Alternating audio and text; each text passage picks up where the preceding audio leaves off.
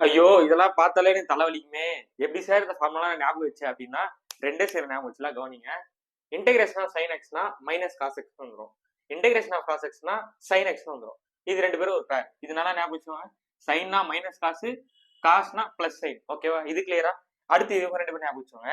Integration of secant square எக்ஸ்னா tan எக்ஸ்னு வந்துடும். அதே மாதிரி இன்டெகிரேஷன் ஆஃப் கொசிகன் ஸ்கொயர் எக்ஸ்னா மைனஸ் காட் எக்ஸ் வந்துடும். இவங்க ரெண்டு பேரும் ஒரு செட் பாருங்களேன். tan காட்டு இங்க காசு சைன். அவ்வளவுனால முடிச்சா. அடுத்து இவங்க ரெண்டு பேரும் ஒரு செட்டு.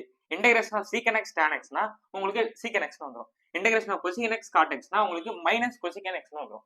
ஓகேவா? இந்த 6 தான் ரொம்ப முக்கியம். இதை நீங்க சூப்பரா படிச்சுட்டாவே மொத்தத்தையும் படிச்ச மாதிரி. அடுத்து கவனிங்க. அடுத்த செட்டை கவனிங்க. டேனு காட்டு சீக்கனு கொசிக்கன் இவங்க 4 பேர் தனியா வந்துட்டாலே உங்களுக்கு லாக் வந்துடும். பாருங்களேன்.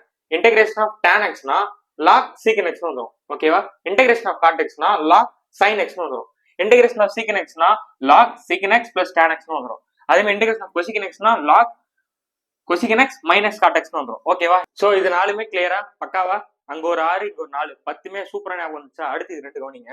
e power ax into dxனா e power ax by a, அதாவது கோஎஃபிஷியன்ட் ஆஃப் x வந்து உங்களுக்கு கீழே வந்துடும். அதே டிஃபரன்சியேஷனா அது முன்னாடி வந்துடும். இது கிளியரா? அடுத்து இது பாருங்க. e power ax into dxனா ax by log a. அவ்வளவுதான், சிம்பிள்.